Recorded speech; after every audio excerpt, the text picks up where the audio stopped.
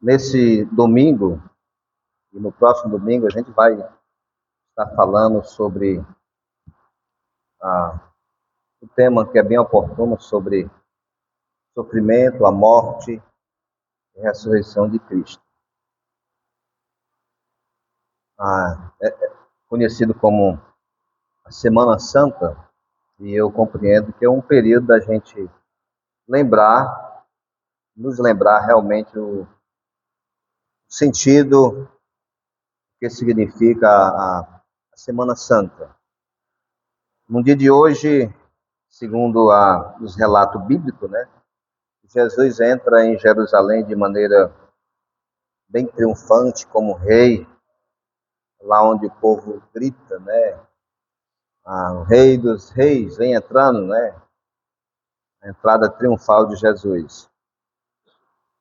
Então a gente vai fazer uma exposição de Marcos capítulo 15, hoje do versículo 16 ao versículo 21, e domingo a gente fala do versículo 22 em diante, que é a morte, a crucificação de Jesus. Então, abra sua Bíblia aí no livro de Marcos, capítulo 15.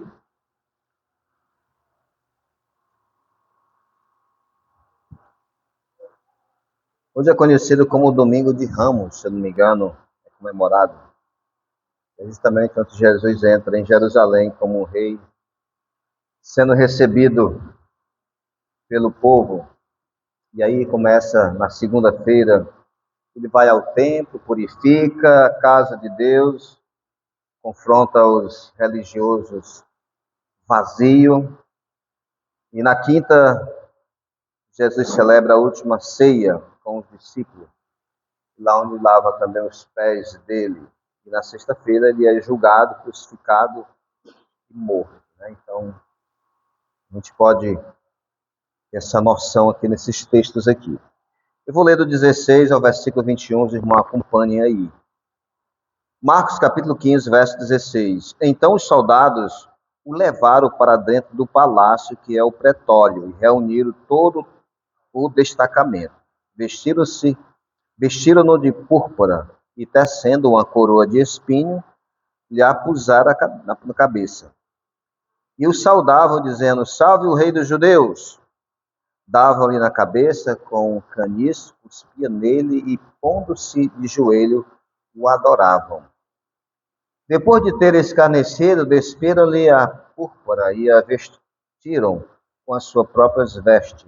Então conduziram Jesus para fora com o fim de o crucificarem. Verso 21. E obrigaram a Simão Cirineu, que estava vindo do campo, pai de Alexandre e de Rufo, carregar-lhe a cruz. Vamos orar.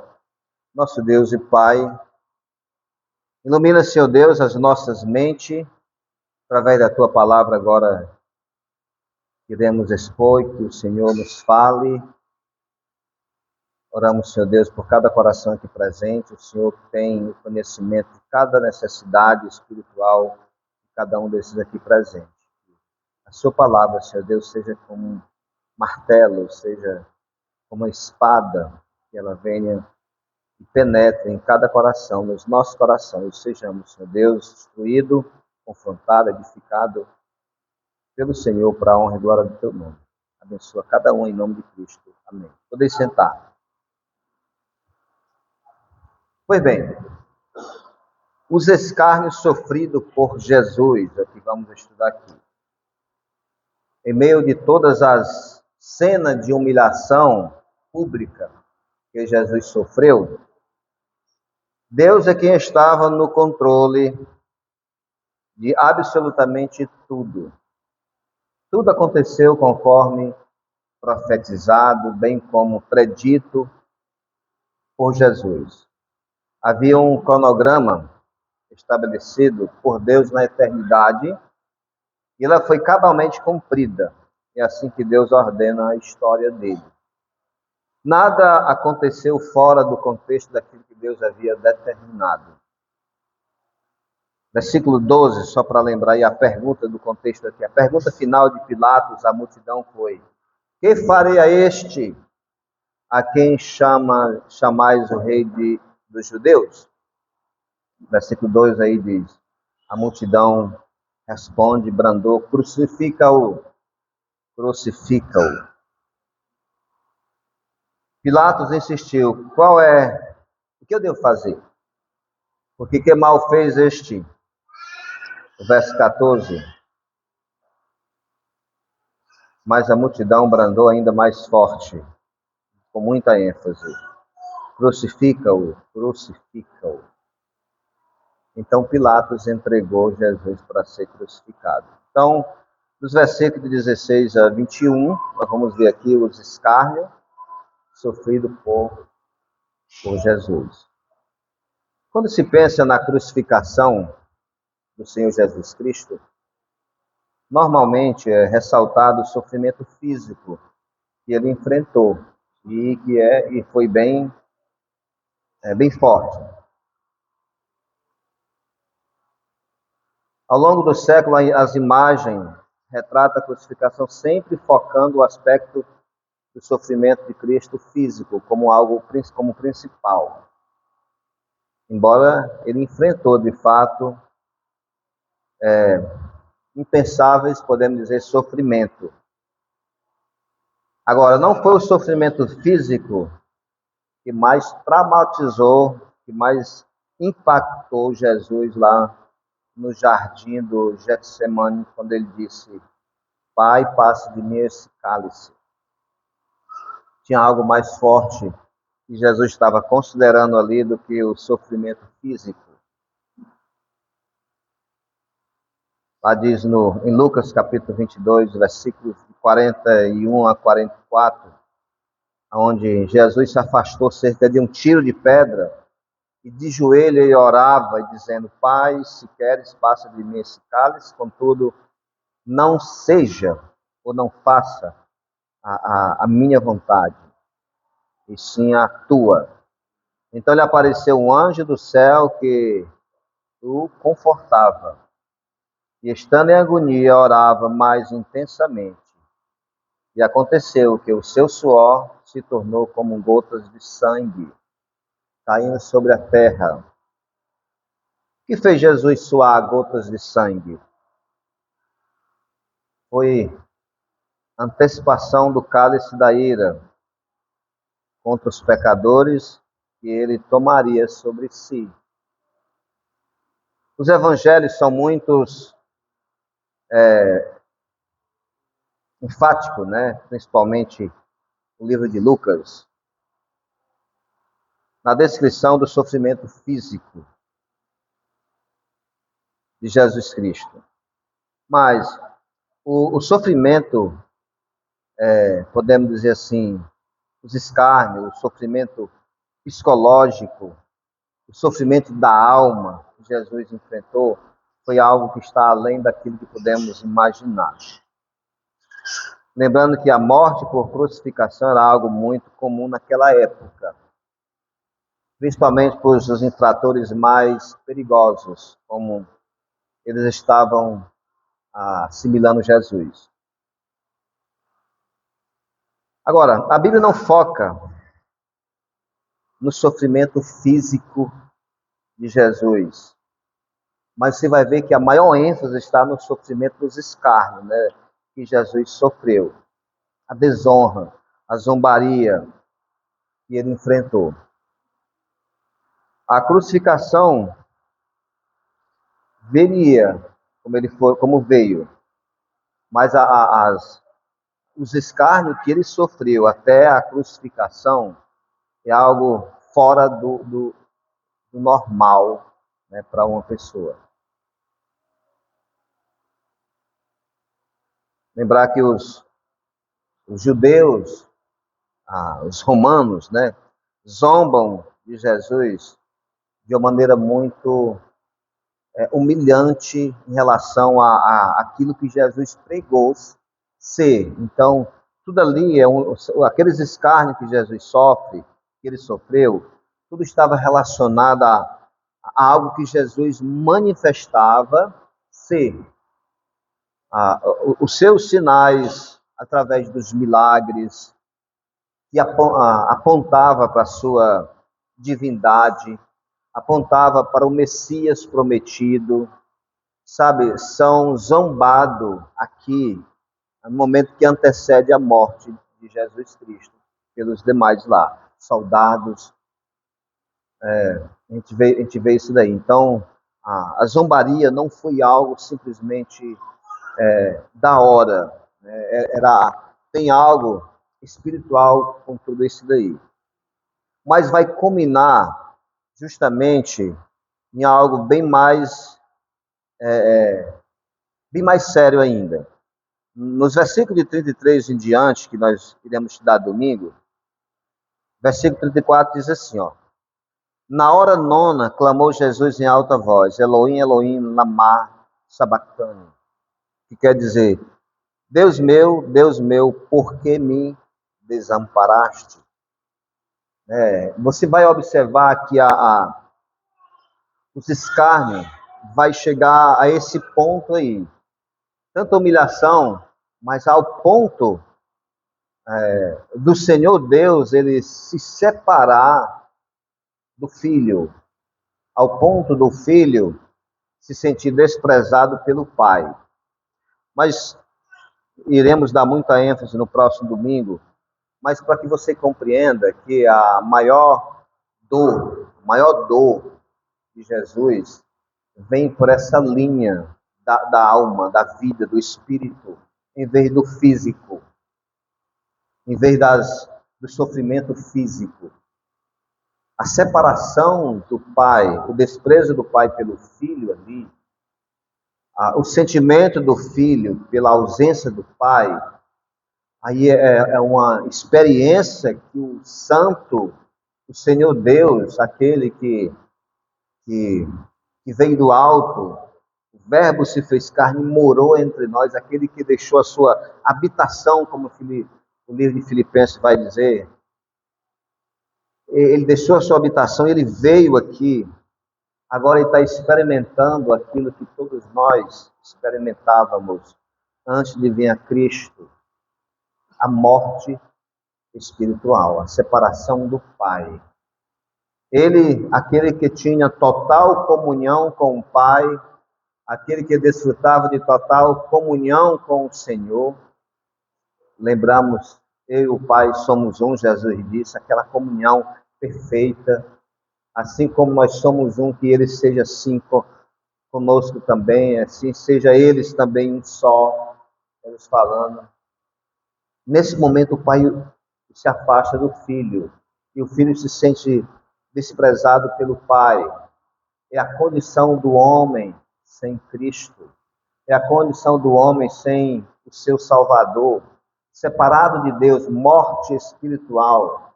Jesus experimentou essa separação por nós, porque sobre ele estavam os nossos pecados. Então o Pai se afasta dele. Isso é uma dor imensa. O santo, aquele que era ligado, experimentou o desligamento, a morte espiritual por nós. E eu compreendo que automaticamente a morte eterna, nesse momento, aquilo que vem com a morte espiritual também, a morte eterna, o Filho experimentou por nós. Então, uma dor muito intensa.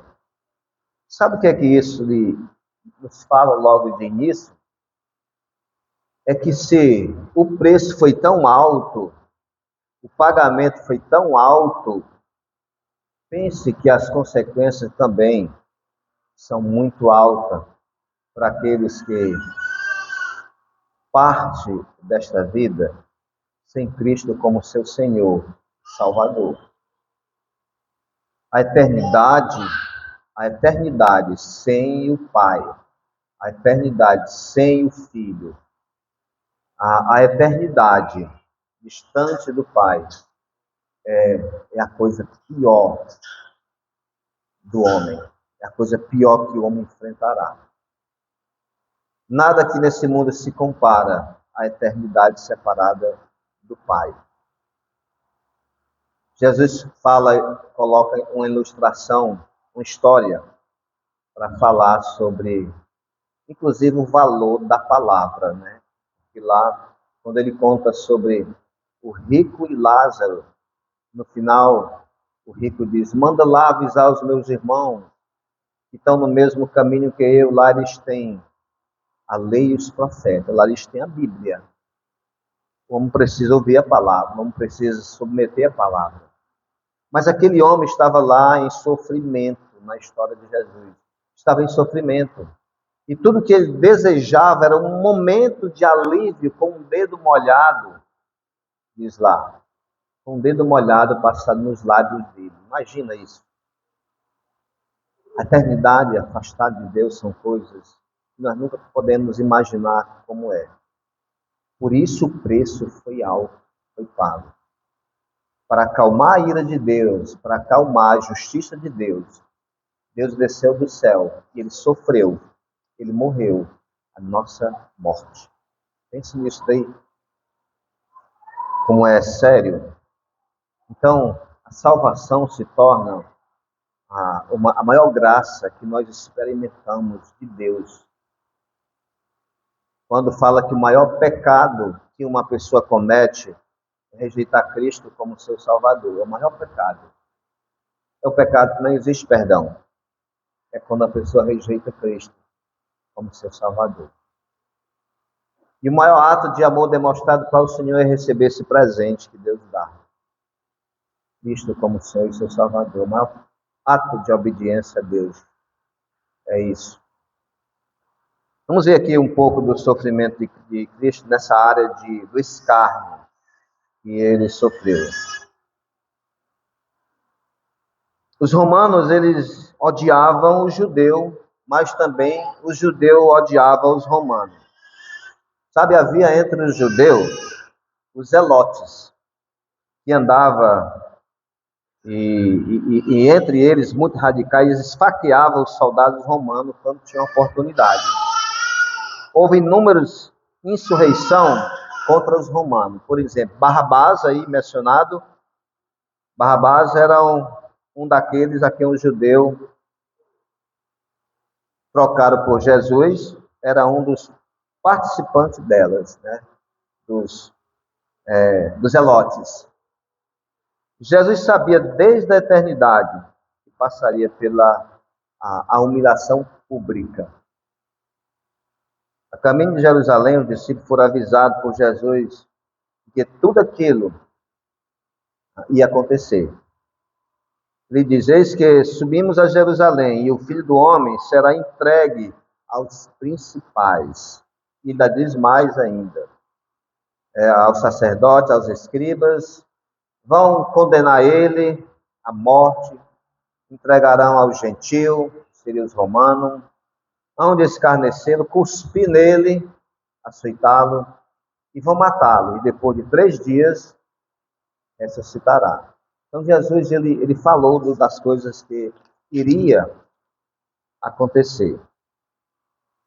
Então, versículo 16, aí nós temos, primeiro, os soldados, né, eles vão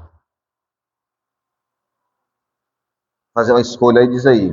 Então os soldados levaram para dentro do palácio, que é o pretório, e reuniram todo o destacamento. Aqui, após Jesus ter sido entregue por Pilatos para ser crucificado, versículo 15 lá, soldados levaram ao pretório. Aqui é o palácio onde residia o oficial do governo em Jerusalém. Marcos faz referência à flagelação, mas não descreve em detalhe como Lucas faz isso. O Evangelho vai tratar mais do sofrimento físico de forma um pouco diferente aqui do que Lucas.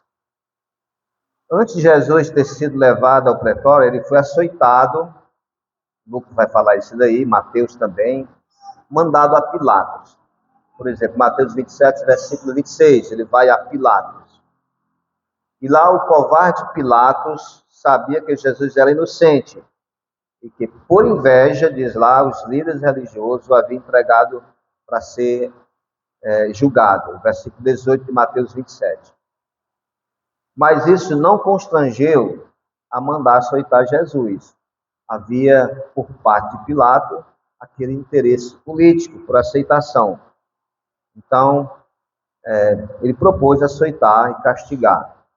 Lucas 23, verso 16 a 22 e 22. Agora, o que ele esperava?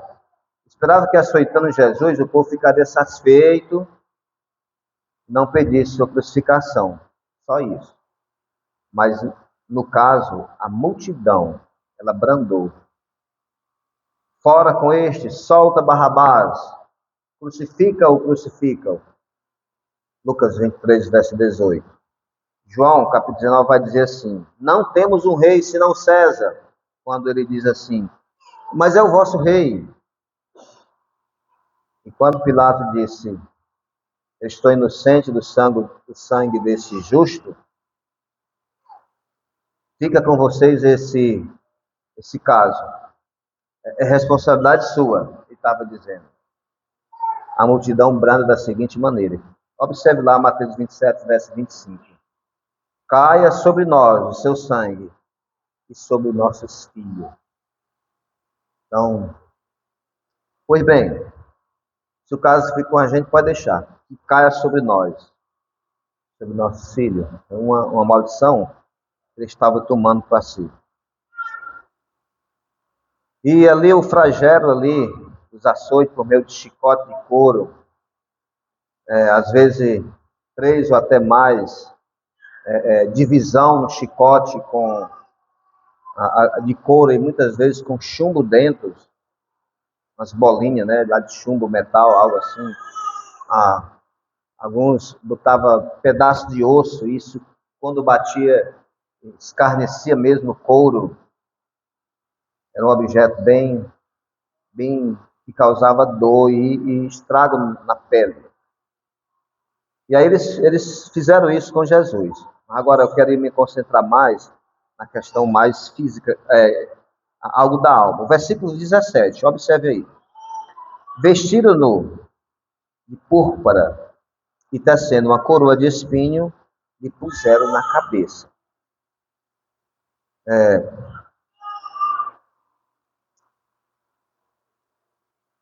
Qual era a utilização aqui, por exemplo, da roupa de púrpura? É uma roupa, não era algo que era barato, não, certo? Aqui só quem usava mesmo eram as pessoas importantes. Púrpura era um objeto, era uma roupa cara. Mas aqui diz assim, vestiram de púrpura e tecendo uma coroa de espinho. Né? A coroa era, de fato, algo que os reis usavam. Mas de Jesus aqui colocaram uma coroa de espinho. De espinho. Puseram na cabeça. Eu tive não sei se eu diria o privilégio, mas eu vi um pé de uma árvore onde eles afirmam que era daquela árvore que tiraram o galho lá e fizeram a coroa. Lá em Israel, existe um pé de uma árvore lá e ela tem muitos espinhos grandes, folha verde e os espinhos de um lado e do outro. Você vai tirar um galho aqui, se partir, você pode se espinhar porque ela é cheia de espinho, mas ela é flexível. Alguns têm lá como a árvore do espinho da coroa de Jesus. De qualquer maneira, o que tem em vista aqui é que esse espinho, eles iam causar dor em Jesus. E pelos estudos, eles afirmam que quando eles colocaram lá, esses espinhos entraram no crânio, entraram na cabeça e começaram a perfurar a cabeça de Jesus. Isso é algo físico. Quando colocaram a coroa de espinho. Então o sangue logo desceu. Mas diz o versículo 18, e saudava dizendo, salve o rei dos judeus. Esse escárnio, né, está lá a questão física. Eles vestem ele como um sentido de um rei, para humilhar, e depois aquela coroa lá com os espinhos que penetram na cabeça de Jesus. E agora a zombaria. E saudava dizendo, salve o rei dos judeus. A gente faz uma pergunta, por que eles zombaram dessa maneira? Por que eles fizeram isso? Mateus 27, 28 diz que eles se ajoelhavam diante deles e escarnecia. Salve o rei dos judeus. Então eles estavam lá como imitando a honraria de um rei, de fato, de um rei, mas no sentido de zombar-lhe de Jesus, de escarnecer daquilo que ele pregava. Jesus era o rei. Ele falava, ele entrou recentemente como rei. Você volta um pouco aí, você vai ter aí Jesus, mesmo no livro de Marcos, você vai ver o que quando ele é preso, celebra a ceia, a entrada dele lá em Jerusalém, mas o povo chegaram a gritar em voz alta, salve o rei dos judeus. E Jesus muitas vezes se apresentou como um rei. Quando o povo virou ele como um rei político mesmo, Jesus fugiu. E Jesus obra lá os milagres dos pães, Jesus já havia curado, e aquele povo olha para ele, esse é o nosso Salvador, esse que vem nos tirar de Roma. Viram ele como, e Jesus sai, se afasta deles. Mas Jesus se identificou como rei, inclusive nos interrogatórios. És tu um rei? Tu disseste. Era uma afirmação de Jesus. Então, a zombaria aqui é por aquilo que Jesus ele havia manifestado ser rei dos judeus. Rei. Então, quando eles estão aí, quando eles vestem Jesus de púrpura e tecendo uma coroa de espinho, eles estão zombando da pessoa de Jesus. Estão escarnecendo de Jesus.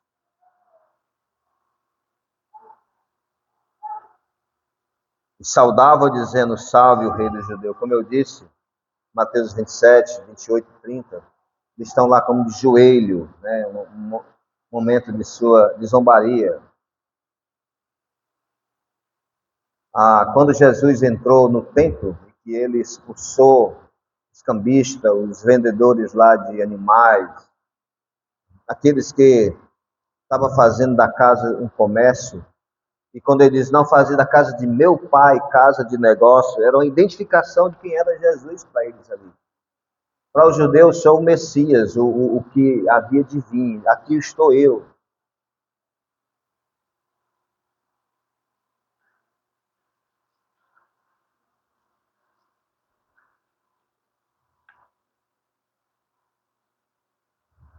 Voltando aí para o texto, diz assim, dava-lhe na cabeça com um caniço, cuspia nele, e pondo-se de joelho, o adoravam. Aqui são as humilhações mais baixas. Cuspia no seu rosto, dava-lhe murro, bofetada. Aqui são os soldados, né, os soldados fazendo isso daqui. Estão escarnecendo, estão desprezando o que Jesus falou.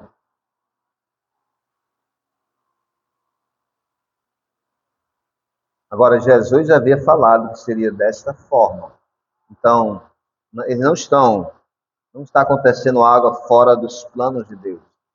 Em Marcos 10, versículo 34, nós lemos assim.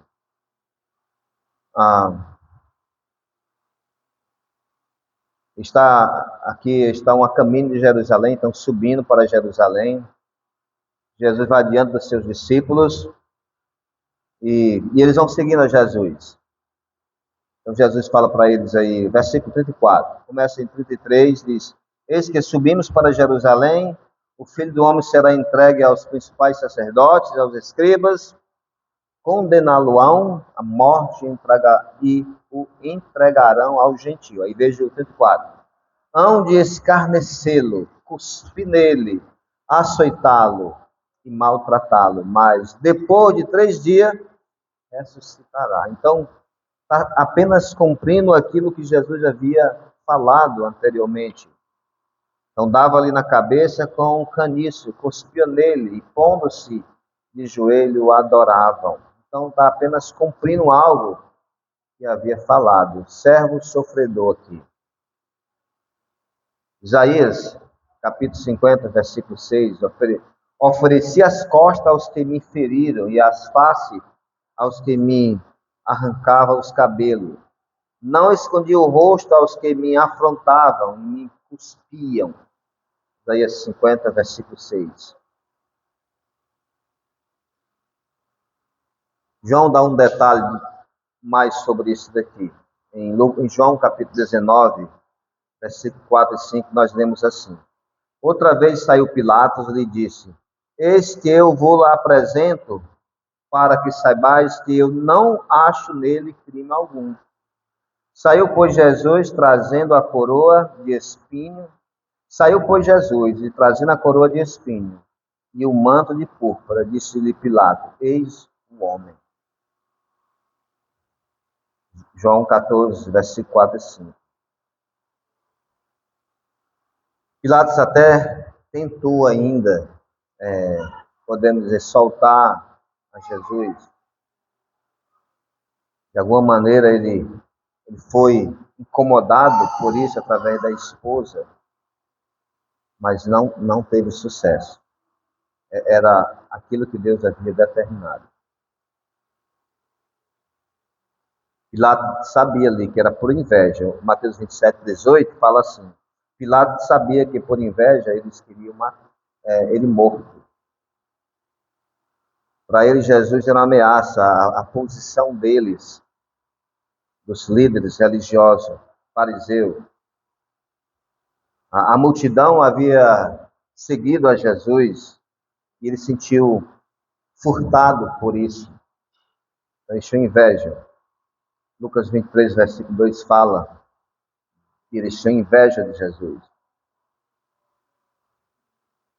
Agora, aqui nós temos o ódio dos judeus, nós temos o ódio dos romanos contra Jesus.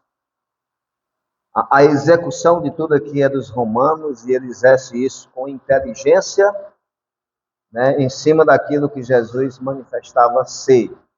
Dessa forma, está justamente cumprindo o que Jesus falou e que Deus havia falado no Antigo Testamento, como, por exemplo, em Isaías 50, versículo 7, 6.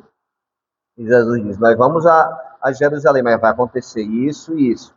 Então, nada era surpresa. Versículo 20. Depois de terem escarnecido, depois de terem escarnecido, despiram-lhe a púrpura e vestiram com as suas próprias vestes.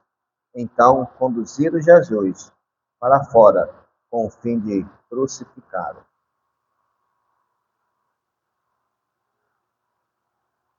Aqui, mais uma vez, cumprindo o que foi dito pelos profetas, cumprindo o que foi dito por Jesus Cristo, cumprindo o que foi dito pelo próprio Deus também, que iria acontecer. O livro de Isaías 53, verso 7 diz, ele foi oprimido e afligido, mas não abriu a sua boca. Como cordeiro foi levado a matadouro, como ovelha muda perante seus tosqueadores. Assim não abriu a sua boca, falando de Jesus. Jesus conhecia o coração daqueles homens, Jesus conhecia o coração daqueles que o julgaram, Jesus conhecia tudo o que ia acontecer com ele. Sabe, imagina, ele está lá diante daqueles soldados que estão escarnecendo, zombando dele. Só lembrar que quando nós estamos aí, eles colocam a coroa de espinho em Jesus, várias chicotadas Jesus já havia levado. Ah, as suas roupas foram tiradas, talvez já rasuradas pelas chicotadas. Eles tiram, colocam a roupa, tiram de novo e colocam a roupa dele. Para que lá na cruz fosse visto Jesus como de fato ele era. Interessante é que a coroa, essa coroa de espinho que é colocada sobre ele, depois é escrito lá em cima, na cruz lá, Rei dos Judeus. Esse esse é o Rei dos Judeus. Quando os escribas e fariseus viram aquilo lá, foram até o governo e disseram: olha, eu querendo que tire aquele nome lá e bote que ele se dizia ser Rei dos Judeus. E para a coisa ficar bem mais divulgada, eles ouvem o seguinte: eu escrevi e pronto, é daquele jeito que vai ficar. E era assim que Jesus estava lá, testemunhando: aqui está o Rei dos Judeus, como ele de fato ele era, o Rei dos Judeus. Quero fazer uma recapitulação dos versículos 16 a 20. Deus, ele tem os seus planos, e todos os planos de Deus são executados com perfeição. Os planos de Deus estavam bem informados, os planos de Deus estavam bem claros para os judeus em relação à salvação através do Messias, através do prometido, através do Emanuel, através de Jesus. O sofrimento de Jesus estava bem claro para os judeus, em detalhes. Isaías 50, Isaías 53, e falando do reinado de Cristo, Isaías 66, estava tudo lá para os judeus lerem e entenderem que seria dessa maneira. Algumas palavras do próprio Jesus Cristo que ele proferiu estava relacionada a que muitos profetas haviam escrito. A maneira como ele ia entrar em Jerusalém, ia ser recebido, até o seu animal que ele vinha montado estava lá, escrito lá em Zacarias. Tudo foi bem organizado pelo Senhor e revelado por ele para aquele povo que deveria esperar ele. No livro de João, capítulo 1, diz assim: ele veio para os seus que deveriam estar esperando, que sabia que ele viria, como ele viria, mas os seus não receberam, desprezaram ele. Então, os planos de Deus foi executado de maneira bem clara e à vista deles lá. A traição de Jesus, a prisão de Jesus, o sofrimento de Jesus, tudo foi falado, estava acontecendo. Agora, por que esse povo, eles fecharam o seu coração? Porque eles se encheram de inveja em vez de amor por Jesus.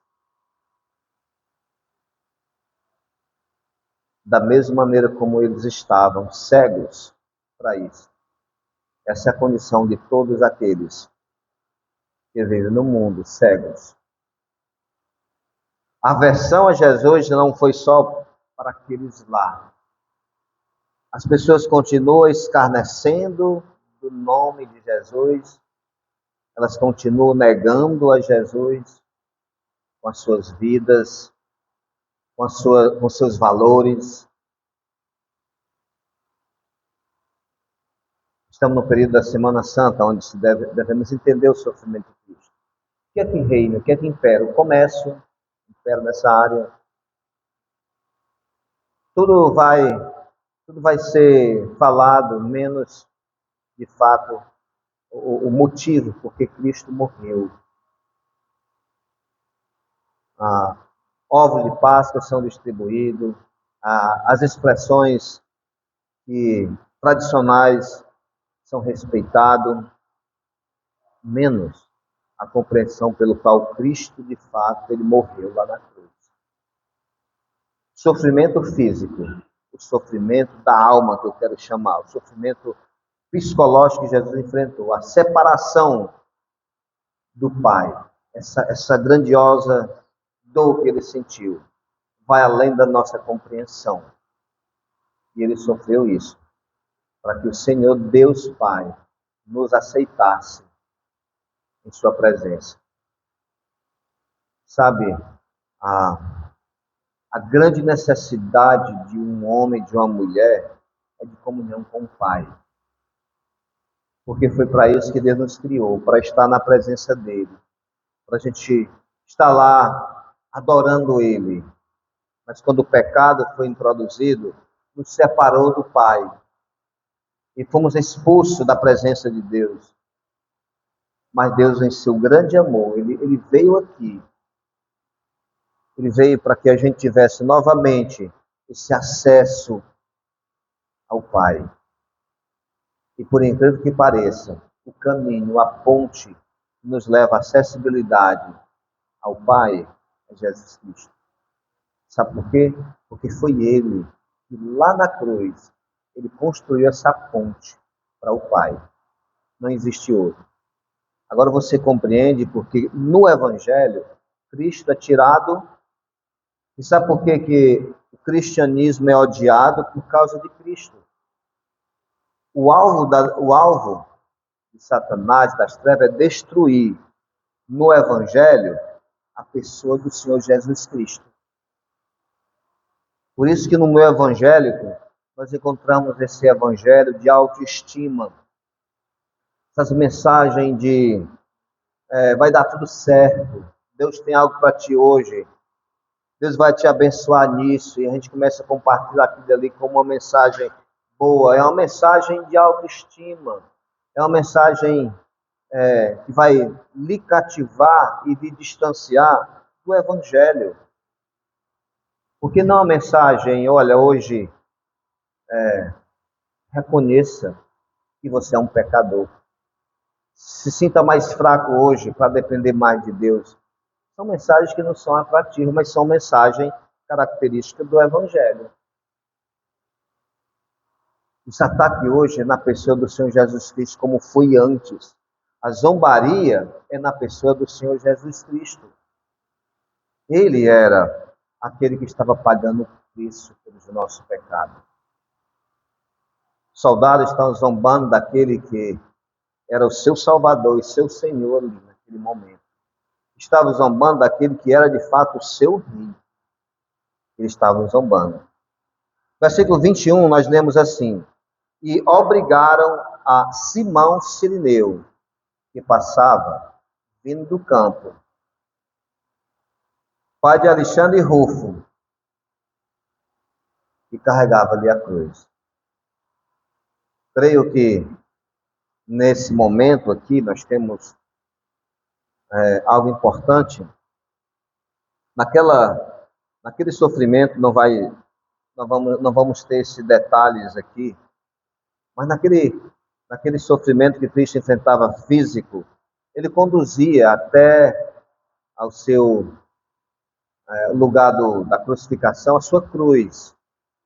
Aqueles outros que caminhavam com Jesus iam levando a sua cruz. E certamente aqueles não enfrentaram a mesma humilhação e sofrimento que Jesus enfrentou. Jesus, ele, além das chicotadas, há tantas coisas que ele passou. E aquela cruz não estava pesando só aquela quantidade de peso que ela pesava. alguém que estava fraco, que havia perdido sangue, era um peso grande. Então, quantas vezes Jesus ele não ia subindo aquele monte lá, e quantas quedas ele não levou? Existem dois lugares apontados para a crucificação de Jesus lá em Jerusalém. Um na parte norte e outro na parte nascente de Jerusalém. E um no Monte Calvário, que hoje eles apontam, né? E outro próximo de onde fica a igreja do Santo Sepulcro, né? Então tem uma compreensão dividida desses dois lados lá, né? Inclusive onde sepultaram a Jesus também. De qualquer maneira, ambos são subida. Ambos você vai subir.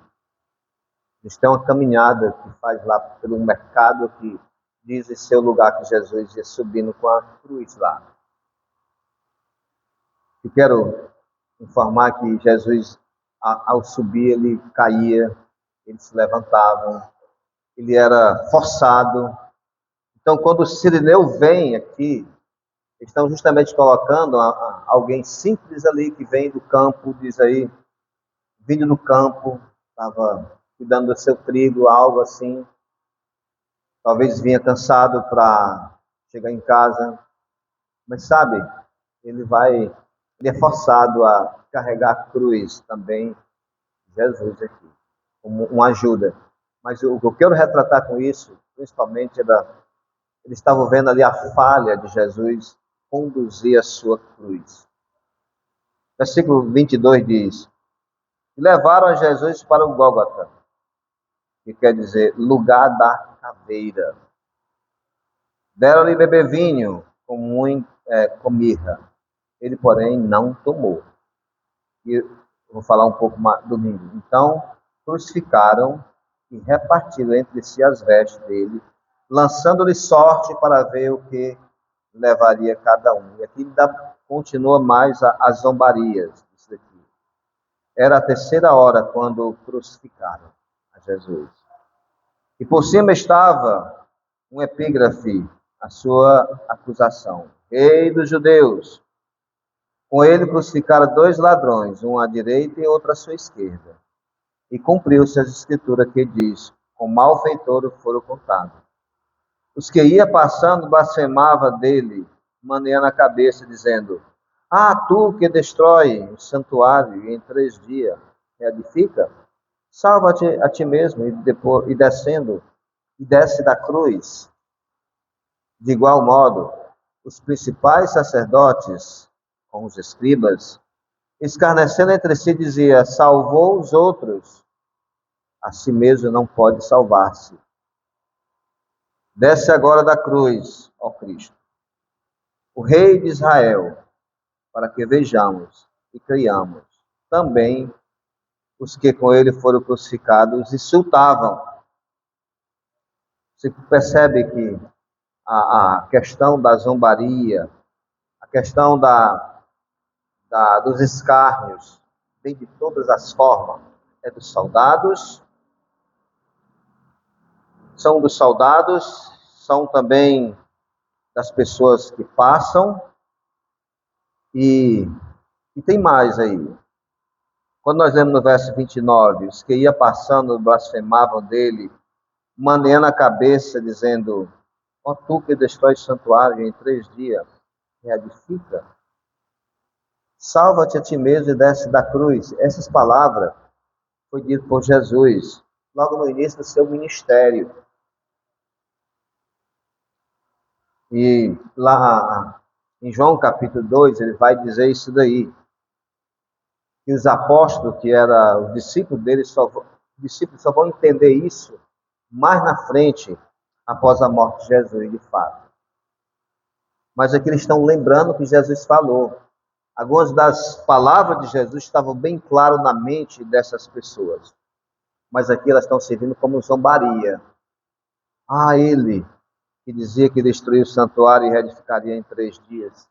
E lá diz que Jesus se referia ao seu corpo, ao santuário do seu corpo. que assim vai acontecer e vai ressuscitar. Os apóstolos entenderam isso quando Cristo ressuscitou, mas quando ele disse não. Então a zombaria vem. Os versículo 31 diz: de igual modo os principais sacerdotes e os escribas, escarnecendo, olha bem, entre si dizia: salvou os outros, e a si mesmo não pode salvar. Ele salvou as pessoas. Olha, ele ressuscitou um homem que estava com 4 dias já. Por que ele não salva ele mesmo? Você vê que as pessoas estavam olhando apenas para a visão aqui embaixo. Simplesmente isso daí. Ele não estava vendo, olhando para os planos de Deus eterno. Que estava se cumprindo ali aos olhos deles. E eles não estavam vendo. E eu terminar falando de uma coisa em relação ao futuro nosso. Ao futuro. Cristo, ele morreu para dar vida às pessoas que ele salvou. Ele morreu com o propósito da alegria eterna que perdemos lá no Éden. Ele morreu com o propósito da gente ser suprido com a necessidade que tão somente Jesus Cristo supre. Ele morreu para que a gente fosse satisfeito. A paz no coração do homem, a alegria fosse satisfeita. Tão somente isso é satisfeito por Jesus Cristo. Lá na cruz ele realizou essa obra. Sabe, aquelas pessoas que sabiam disso, desprezaram, zombaram dele. A mensagem do Evangelho continua sendo pregada. As pessoas continuam com a mesma necessidade. Elas necessitam de paz, de alegria, de satisfação. As pessoas buscam riqueza e a única riqueza é Cristo. As pessoas buscam a melhoria e a única melhoria que as pessoas precisam é de Jesus Cristo. E eles continuam desprezando aquilo que elas necessitam, trocando por tudo que passa.